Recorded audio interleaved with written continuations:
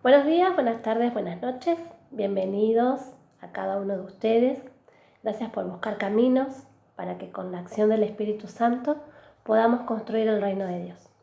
Ya estamos llegando al final de este recorrido. De la mano de grandes expositores y profes, fuimos nutriéndonos de muchos aprendizajes, experiencias y conocimientos. Desde el módulo Ver pudimos aprender sobre nuestras infancias, nuestros educadores, animadores y sobre nuestra escuela. Desde el módulo Discernir pudimos aprender sobre las perspectivas teológicas y pastorales. Y desde el módulo Actuar ya hemos hecho un recorrido sobre este binomio tan interesante como lo es trabajar en clave pastoral, evangelizar educando y educar evangelizando.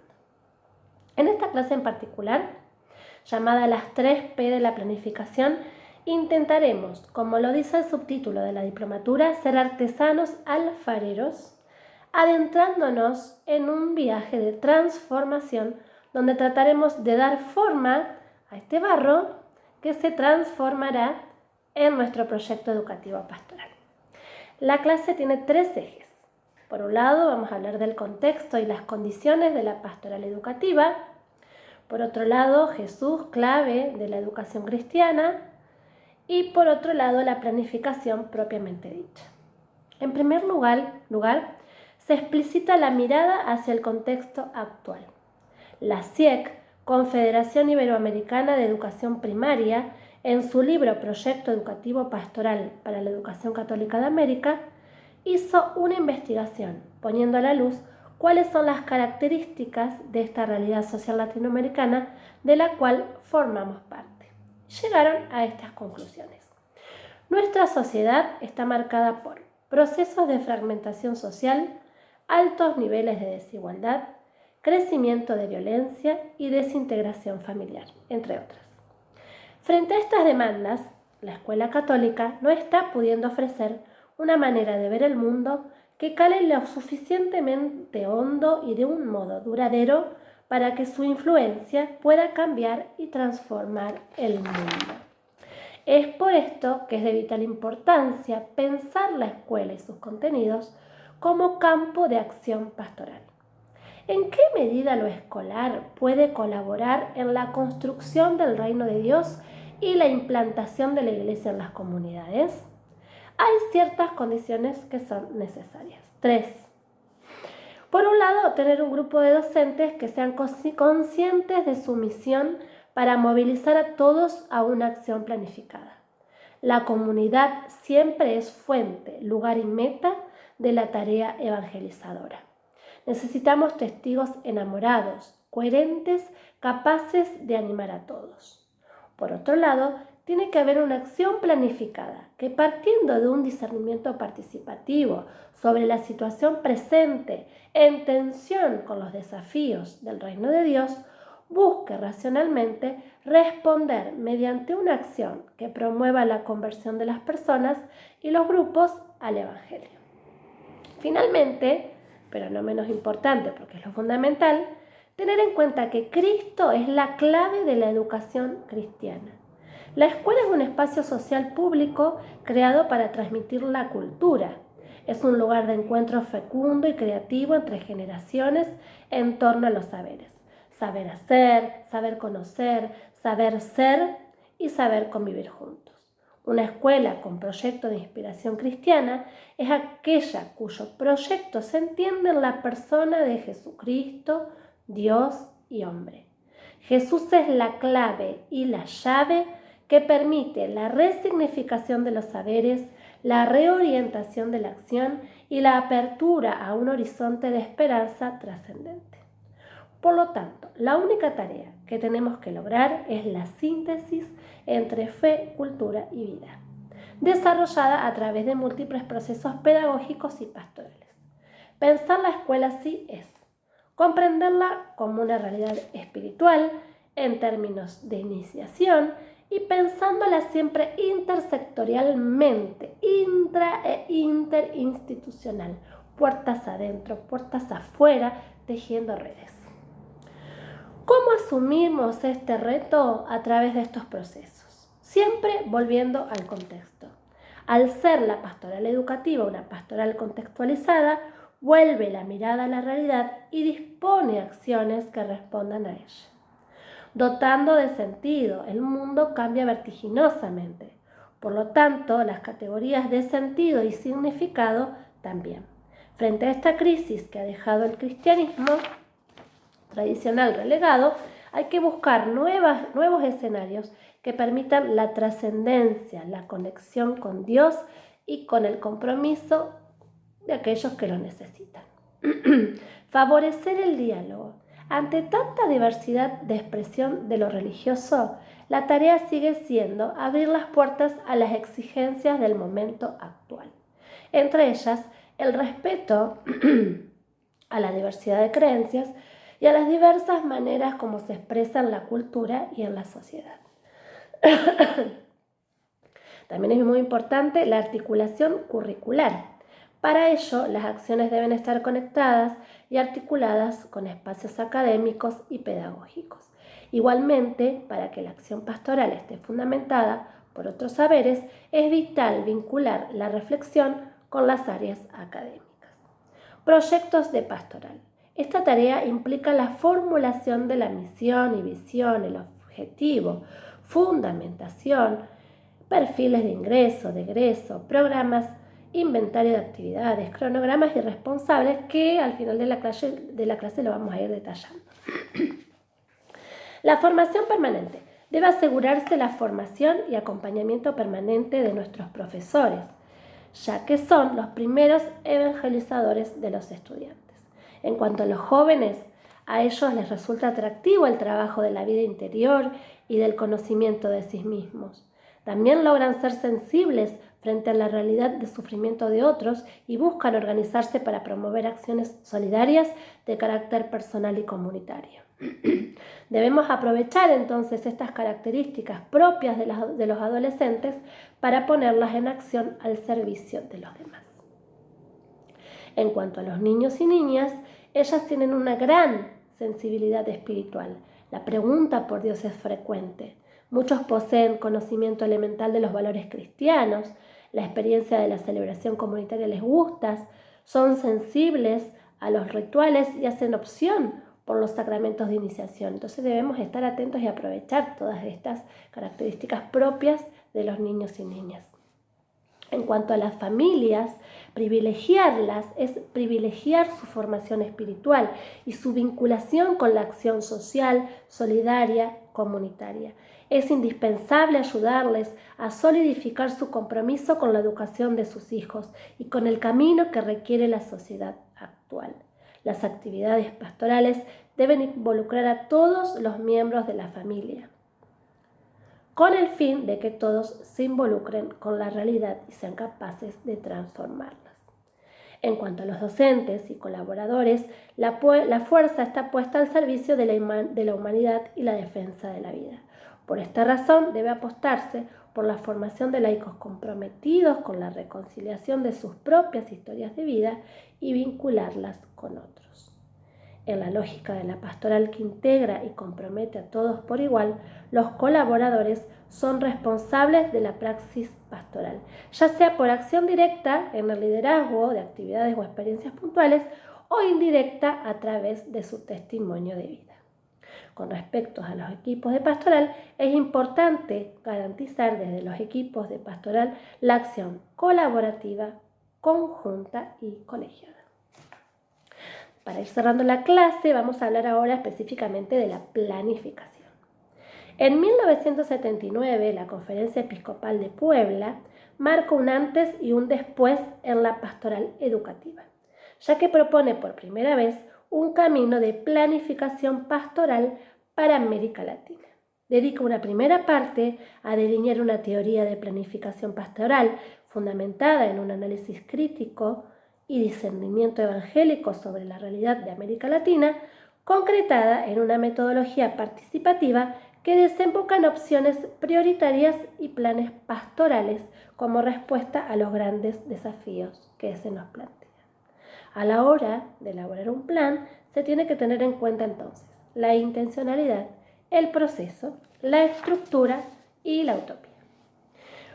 Con las manos en el barro, entonces, vamos a empezar a armar nuestro proyecto educativo pastoral. Hablamos de una planificación que es participativa, porque es un proceso educativo y comunitario que busca responder a las necesidades y condiciones concretas de un ambiente y que quiere implicar a la comunidad en un grado creciente de corresponsabilidad y de acceso a la toma de decisiones. El proceso de planificación participativa promueve la acción coordinada de todos y nos involucra, nos compromete. Para elaborar el plan, partimos de un diagnóstico de la realidad. Hay muchas herramientas para poder hacer diagnósticos, ¿sí? En la clase presenta un modelo que se llama FODA, el cual trata de identificar fortalezas, debilidades, oportunidades y amenazas de la realidad escolar que tenemos en cada una de nuestras escuelas. Las fortalezas son los aspectos positivos, nuestras bases, de dónde partimos, lo que sí estamos haciendo bien, digamos, nuestras fortalezas. Las debilidades son los aspectos negativos o desafíos, lo que hay que mejorar. Las amenazas tienen que ver con el contexto social, económico y cultural, y las oportunidades tienen que ver con todo lo que somos capaces de hacer o a dónde queremos ir. Una vez realizado y analizado los resultados del diagnóstico, se plantea un objetivo general. Este es el fin futuro deseable al cual se dirige la comunidad, su razón de ser.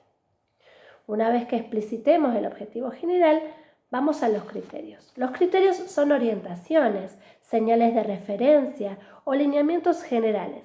Son las políticas o líneas básicas que sirven de marco para señalar los límites y alcances de la acción pastoral. Son además como englobantes de los objetivos específicos y manifiestan el entramado de los mismos. Serían los irrenunciables de nuestra institución, nuestra visión y nuestra misión. Para entender de dónde salen los criterios, debemos distinguir entre el marco doctrinal y el marco teórico. El marco doctrinal incluye los principios, la teoría. Y el segundo están los criterios. El marco doctrinal es el conjunto de principios que conforman la doctrina que fundamentan la acción de un grupo humano.